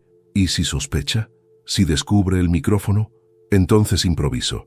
Soy su esposa. Sabe que estoy emocionalmente vulnerable ahora mismo. No esperará a que esté grabando. Esperará lágrimas y preguntas y tal vez incluso que lo crea cuando trate de culpar a papá de todo. La miré. viendo no a mi hija pequeña, sino a una mujer fuerte que acababa de descubrir que su matrimonio era una mentira construida sobre planes de asesinato. ¿Estás segura de que puedes hacer esto? ¿Enfrentarlo sabiendo lo que sabes? Soy arquitecta, papá. Paso mi vida construyendo fachadas hermosas sobre estructuras de acero. Puedo actuar por 1 hora. Ramón le mostró cómo usar el micrófono, cómo activarlo discretamente. Estaré en el estacionamiento del hospital con equipo de recepción. Escucharé cada palabra. A la primera señal de peligro, entraré con seguridad del hospital. ¿Y yo?, pregunté. Tú te quedas aquí, dijo Natalia firmemente. Si Diego te ve cerca del hospital, sospechará inmediatamente. Necesita creer que estoy sola, vulnerable, lista para creer cualquier historia que invente. No me gustaba. Cada instinto paternal gritaba contra dejar que mi hija se pusiera en peligro. Pero tenía razón. Mi presencia solo haría que Diego se pusiera en guardia. Lleva tu teléfono. Déjame en llamada silenciada para que pueda escuchar también. Está bien. Pero papá, necesito que confíes en que puedo manejar esto. No soy una niña. Y después de 3 años casada con un asesino potencial sin saberlo, creo que puedo actuar por 1 hora. 20 minutos después, Natalia salió de la casa con el micrófono oculto activado y determinación fría en sus ojos. Ramón la siguió en su auto. Yo me quedé en casa, con mi teléfono en altavoz, escuchando a mi hija conducir hacia una confrontación con el hombre que había planeado matarnos a ambos. Y mientras escuchaba, preparé lo que necesitaría si las cosas salían mal: las llaves de mi auto, la dirección del hospital programada en GPS y la copa de champán con huellas de Diego guardada en una bolsa de evidencia. Porque si Diego lastimaba a mi hija, confesión o no confesión, lo entregaría a la policía aunque eso significara ir a prisión yo también. Algunas cosas valían el riesgo, y Natalia era una de ellas. La habitación del hospital estaba tenuemente iluminada cuando Natalia entró, sus pasos medidos y deliberados, mientras se acercaba a la cama donde Diego yacía conectado a monitores que pitaban suavemente en el silencio nocturno. A través de mi teléfono podía escuchar cada sonido: el roce de su ropa, su respiración controlada, el crujido de la silla de hospital cuando se sentó junto a su esposo. Mi corazón latía tan fuerte que temía que el micrófono lo captara. Natalia, la voz de Diego era débil pero cargada de alivio. Viniste. Gracias. Necesitaba verte. Necesitaba advertirte. ¿Advertirme sobre qué, Diego? La voz de Natalia era perfectamente modulada, preocupada pero no acusatoria, amorosa pero cautelosa. Actuación perfecta. Sobre tu padre. Natalia, hay algo que descubrí justo antes del envenenamiento. Algo terrible. Y creo que él fue quien puso el veneno en mi copa. Escuché a Natalia inhalar bruscamente, fingiendo shock. ¿Qué? No. Papá nunca haría eso. Te ama. Bueno, te respeta. Eres parte de la familia. Eso es lo que yo pensaba también. Pero encontré cosas, documentos, evidencia de que tu padre, Natalia, esto es difícil de decir, pero tu padre ha estado robando dinero de sus pacientes durante años, fraude médico masivo, y yo descubrí las pruebas. Iba a ir a las autoridades. Creo que intentó matarme para silenciarme. La mentira era audaz, absurda. Diego estaba tratando de voltear completamente la narrativa, pintándome como el criminal. Eso es ridículo, dijo Natalia, pero mantuvo su tono incierto, como si estuviera dispuesta a considerar la posibilidad. Papá es el hombre más ético que conozco. ¿Qué evidencia supuestamente encontraste? No la tengo aquí. Está en nuestra casa, en mi estudio. Documentos que muestran transferencias bancarias sospechosas, quejas de pacientes que fueron enterradas. Natalia, tu padre es rico. ¿De dónde crees que vino todo ese dinero? No solo de cirugías legítimas. Diego, estás en shock. El veneno, el trauma. Estás confundido. No estoy confundido. Su voz se volvió más urgente, casi desesperada. Natalia, escúchame. Necesitas alejarte de tu padre. Necesitas protegerte y necesitas proteger nuestro futuro. ¿Qué quieres decir con nuestro futuro? Hubo una pausa. Podía imaginar a Diego calculando, decidiendo cuánta verdad revelar, cuánta mentira agregar. Estamos en problemas financieros, problemas serios. Mi empresa ha tenido dificultades. Tengo deudas y la gente a quien le debo no es paciente. ¿Cuánto debes? Mucho, millones. Y si no pago pronto, vendrán por mí. Por nosotros. Natalia, necesito tu ayuda. ¿Qué tipo de ayuda? Tu padre tiene dinero, 15 millones en patrimonio. Como su única hija, algún día heredarás todo. Pero no podemos esperar hasta que muera naturalmente. Podría vivir otros 20, 30 años, y para entonces yo estaré muerto por mis deudas. Escuché a Natalia moverse, el crujido de la silla. Diego, ¿qué estás sugiriendo? No estoy sugiriendo nada, solo estoy diciendo que si algo le pasara a tu padre, si tuviera otro ataque cardíaco o un accidente, tú heredarías. Podríamos pagar las deudas, estar a salvo, vivir la vida que merecemos. Estás hablando de matar a mi padre. Su voz era plana, sin emoción, el shock perfectamente actuado de alguien escuchando lo impensable. Estoy hablando de supervivencia. Natalia, te amo. Construiré una vida maravillosa contigo, pero necesitamos ese dinero. Y tu padre, él intentó matarme. Se adelantó. Solo estoy sugiriendo que nos defendamos. ¿Nos defendamos matándolo? Haciéndolo parecer natural. Un ataque cardíaco. Es cirujano cardiovascular. Irónico, ¿verdad? Nadie sospecharía. Están esperando que su corazón falle eventualmente. A través del teléfono, escuché a Natalia comenzar a llorar. Sollozos que sonaban genuinos, porque probablemente lo eran, aunque no por las razones que Diego pensaba. Estaba llorando por el hombre que había amado, que ahora le estaba pidiendo que asesinara a su padre. No puedo creer que estés diciendo esto, sollozó. Diego, eres mi esposo, te amo, pero estás hablando de asesinar a mi padre. Lo sé, es horrible. Pero mi amor, no tenemos opción. Y si realmente amas a tu padre, piénsalo de esta manera. Si no hacemos esto, mis acreedores vendrán. Y cuando vengan, no solo me matarán a mí, te matarán a ti también. Matarán a cualquiera cercano a mí para enviar un mensaje. Al menos de esta manera tu padre muere pacíficamente, en su sueño, sin dolor, y tú sobrevives.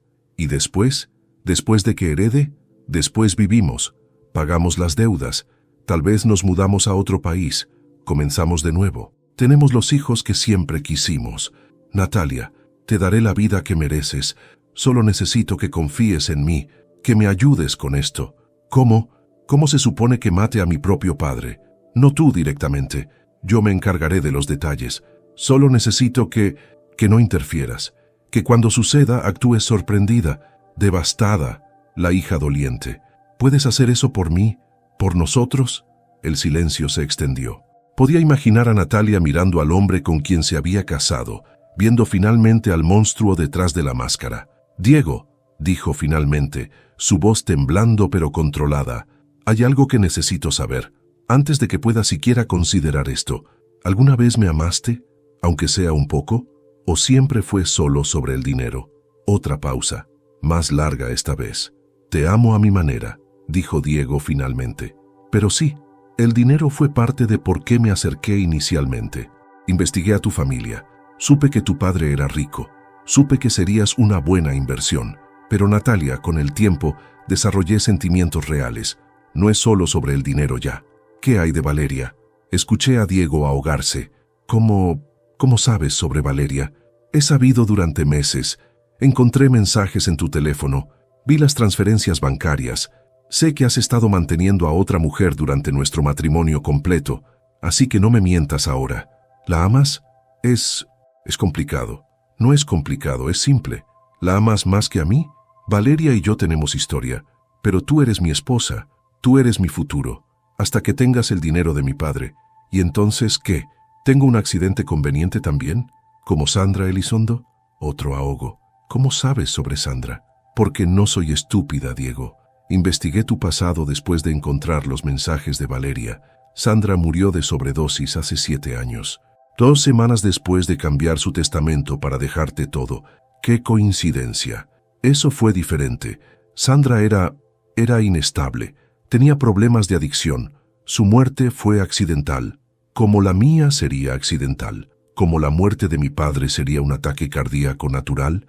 Diego, ¿cuántas personas planeas matar? Natalia, baja la voz. Diego sonaba pánico ahora, probablemente dándose cuenta de que había revelado demasiado. No estoy planeando matar a nadie. Solo estoy explorando opciones. Estoy desesperado.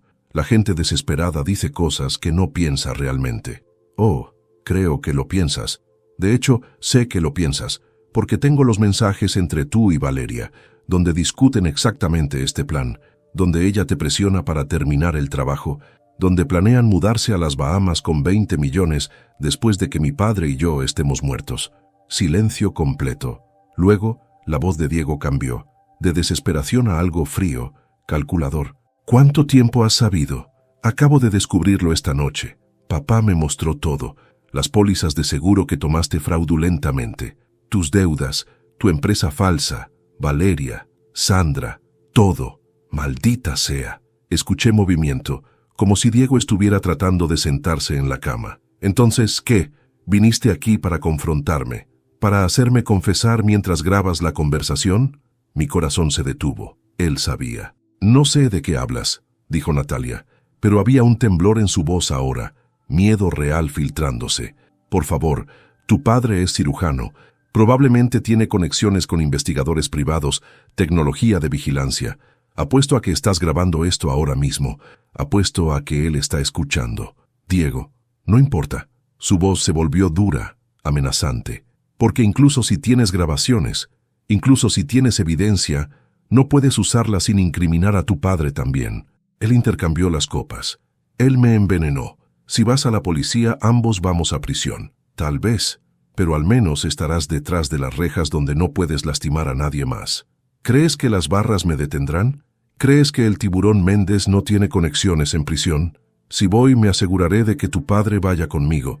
Y en prisión los médicos ricos no duran mucho, especialmente cuando prestamistas violentos tienen rencores. Estás amenazándome. Estoy diciéndote la realidad. Tú y tu padre han metido sus narices donde no deben. Y ahora todos estamos en peligro. Así que aquí está lo que va a pasar. Vas a olvidar todo lo que descubriste. Vas a actuar como la esposa amorosa. Y juntos vamos a encontrar una manera de conseguir ese dinero que no involucre que yo vaya a prisión o que tu padre me acuse de intento de asesinato.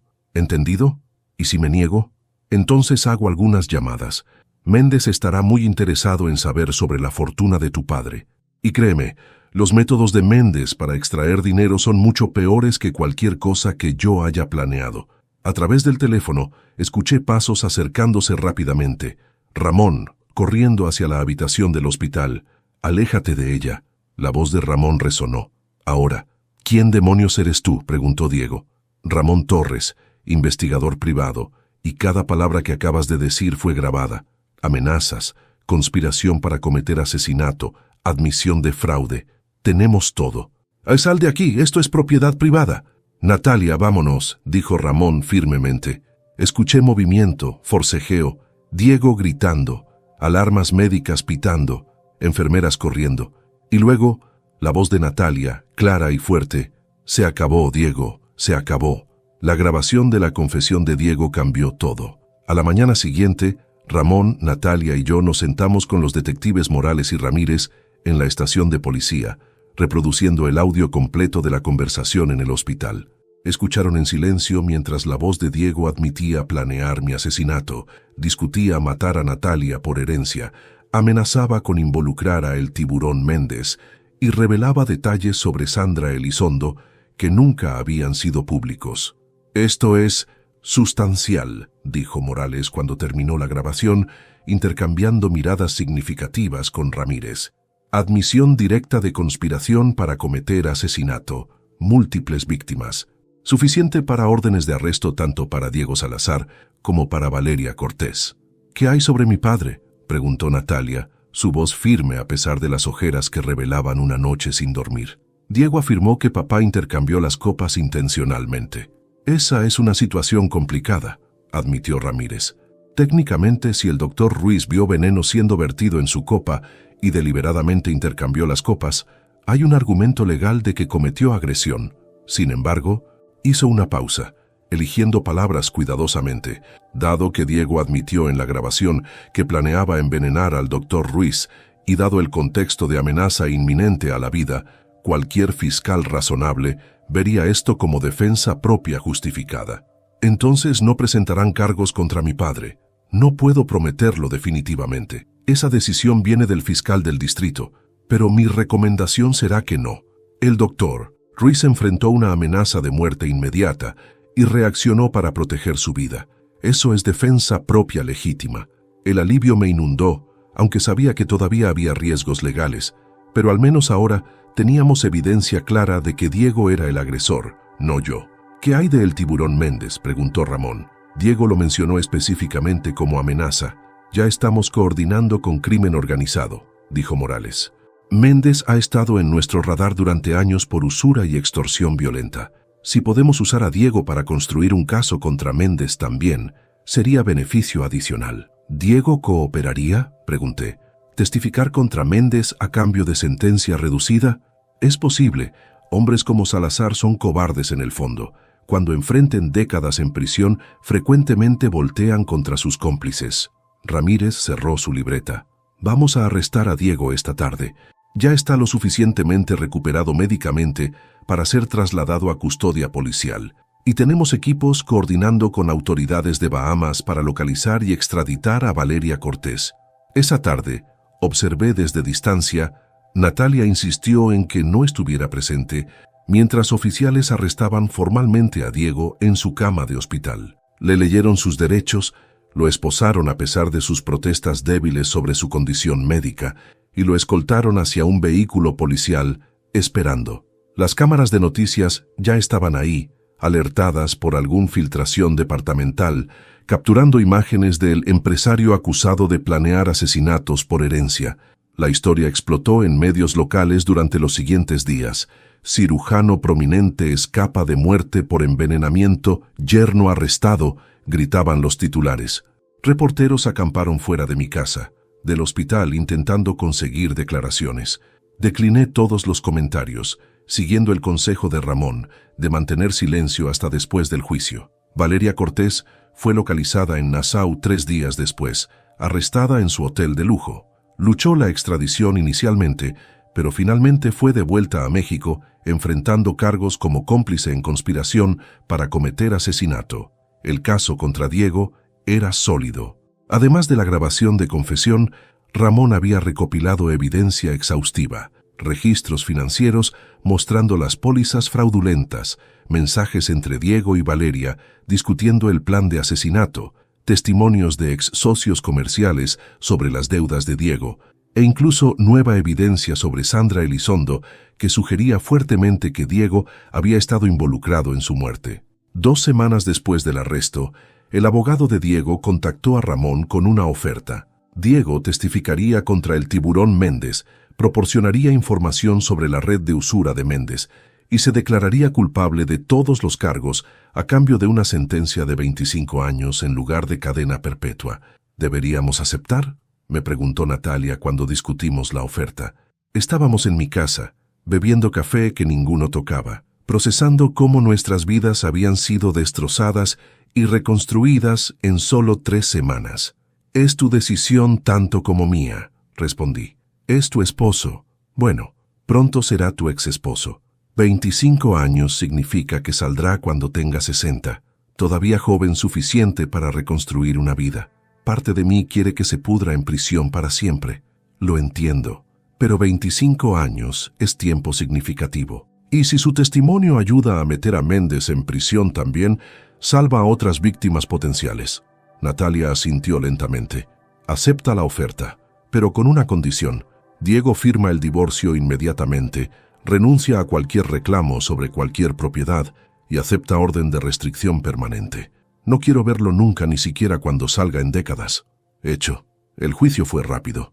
Diego se declaró culpable, proporcionó testimonio detallado contra Méndez y su operación de préstamos, y fue sentenciado a 25 años en prisión federal. Valeria recibió 15 años como cómplice. Cuando todo terminó, cuando los abogados se fueron y los reporteros finalmente perdieron interés, Natalia y yo nos sentamos en mi sala, el mismo lugar donde había revelado la verdad sobre Diego apenas un mes atrás. ¿Cómo estás realmente?, pregunté. Rota, pero sanando. Terapia ayuda. Sonrió débilmente. Irónico que el trauma de casi ser asesinada por mi esposo sea tratado en terapia semanal. El tiempo sana. Lo sé por experiencia. ¿Mamá? Sí, perderla fue devastador, pero eventualmente el dolor se vuelve manejable. Nunca desaparece, pero se vuelve parte de quién eres en lugar de definirte completamente. Natalia tomó mi mano. Gracias por salvarme, por ver lo que Diego era antes de que fuera demasiado tarde. Siempre te protegeré, hija. Siempre. 6 meses después del arresto de Diego, me encontraba en el balcón de mi casa, observando el atardecer con una copa de vino en la mano, la primera vez que había tocado alcohol desde aquella noche fatídica de la fiesta. El cielo se teñía de naranjas y púrpuras, mientras el sol descendía lentamente, y por primera vez en medio año sentí algo parecido a la paz. El juicio contra el tiburón Méndez había concluido la semana anterior.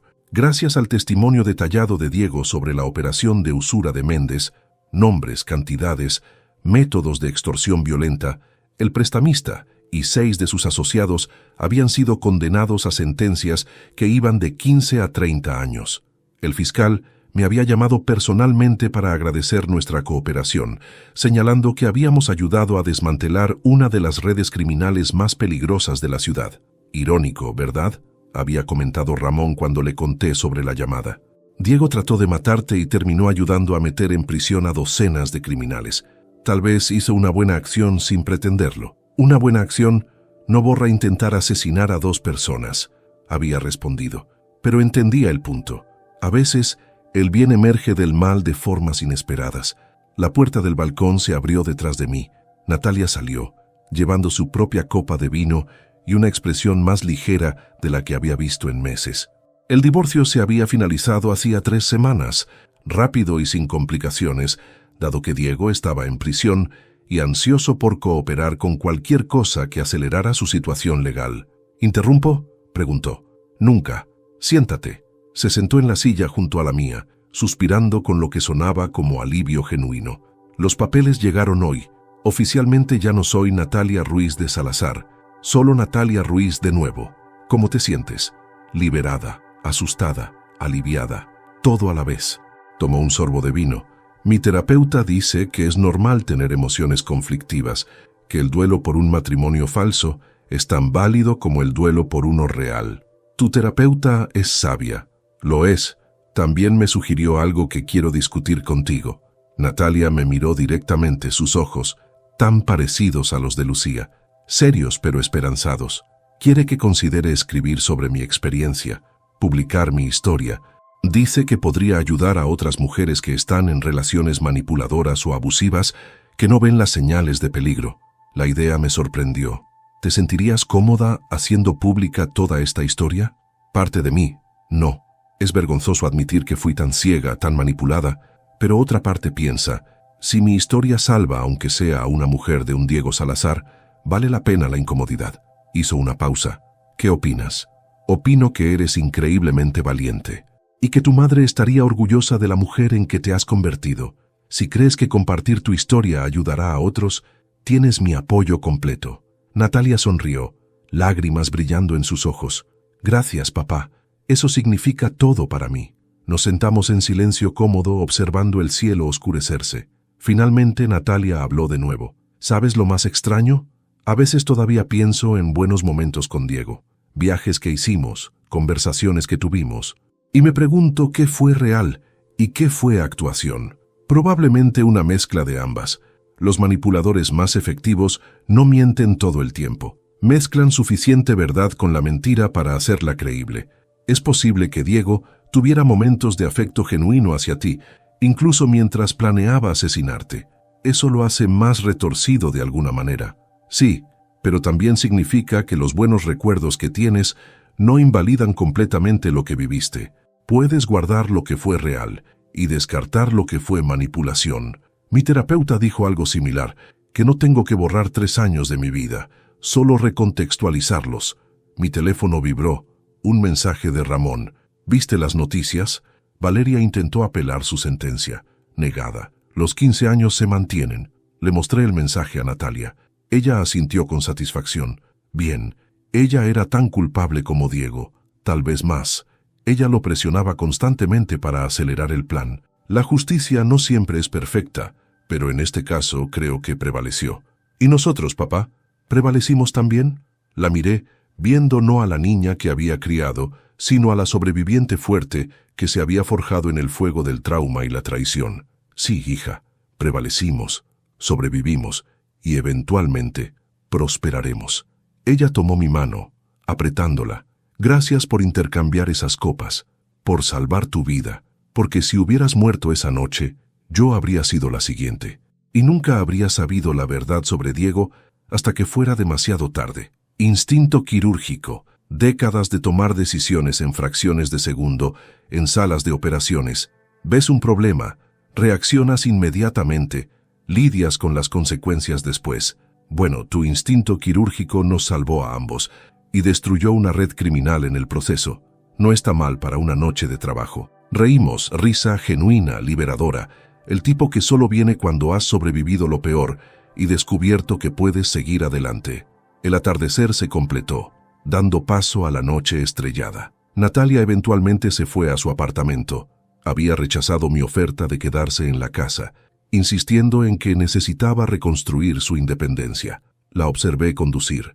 Luego regresé a mi estudio. Sobre mi escritorio estaba la copa de champán, la que Diego había tocado, la que contenía su veneno, la evidencia que había preservado. Los detectives me la habían devuelto después del juicio, ya no necesaria como prueba. Debería desecharla, olvidar que existió. En cambio la guardé en un estante alto, un recordatorio, no de venganza o amargura, sino de supervivencia, de instintos que salvaron vidas. De que incluso a los 60 años, después de 35 años salvando corazones, todavía podía actuar decisivamente cuando mi propia vida estaba en juego. Diego Salazar había cometido su error fatal cuando subestimó al cirujano. Había visto a un hombre mayor creyendo que sería víctima fácil. No había contado con que los cirujanos estamos entrenados para ver lo que otros pasan por alto, para actuar cuando segundos importan, para cortar lo que está podrido antes de que infecte todo. Y esa habilidad, refinada en miles de cirugías, fue exactamente lo que destruyó su plan y salvó 2 vidas. 35 años como cirujano, 40 años desde que entré a medicina. Y la lección más importante que aprendí no fue en una sala de operaciones. Fue en una fiesta con una copa de champán y una fracción de segundo para decidir entre vida y muerte. Elegí vida, y esa elección lo cambió todo. Si llegaste hasta aquí, gracias por acompañarme en este viaje oscuro a través de traición, veneno y la lucha desesperada por proteger a quienes amamos. La historia del Dr. Álvaro Ruiz nos recuerda que las amenazas más peligrosas a veces vienen de quienes dormimos al lado, que el amor puede ser manipulado por aquellos sin escrúpulos y que la vigilancia, combinada con acción decisiva, puede ser la diferencia entre vida y muerte. Ahora te pido 3 cosas. Primero, suscríbete a este canal. Ese botón rojo ahí abajo. Me ayudas a seguir creando estas historias intensas sobre supervivencia, traición familiar y justicia. Segundo, dale like a este video. Cada like me dice que la historia del Dr. Ruiz te impactó, que te mantuvo enganchado desde el momento del veneno hasta el arresto final de Diego. Tercero, comenta aquí abajo, ¿desde qué ciudad nos ves? Escribe, saludos desde tu ciudad. ¿Habrías intercambiado las copas como hizo Álvaro? ¿O habrías actuado diferente? ¿Qué te pareció el giro de Valeria como cómplice? Me encanta leer cada comentario. Algunos que me gustaría ver. El momento del intercambio de copas fue genial. Desde Bogotá, Colombia, no sé si habría tenido los reflejos de Álvaro. Buenos Aires, Argentina aquí. Valeria siendo cómplice desde el inicio fue impactante. Saludos desde Madrid, España. Las habilidades de cirujano salvando vidas fuera del quirófano. Ciudad de México presente. Suscríbete, like, comenta tu ciudad y tu reacción. Si esta historia te dejó sin aliento, compártela con alguien que ame los thrillers de supervivencia y segundas oportunidades. Soy Dr. Álvaro Ruiz, tengo 61 años y esta fue mi historia. Nos vemos en la próxima. Hasta pronto. Nota importante. Esta es una historia completamente ficticia, creada exclusivamente con fines de entretenimiento. Los personajes, situaciones y eventos son producto de la imaginación y no representan personas o hechos reales. Cualquier similitud con la realidad es pura coincidencia. Esta narrativa fue diseñada para explorar temas de traición, supervivencia y justicia de manera dramática y ficticia. Nunca intente intercambiar copas envenenadas o tomar justicia en sus propias manos. Siempre contacte a las autoridades apropiadas si enfrenta amenazas.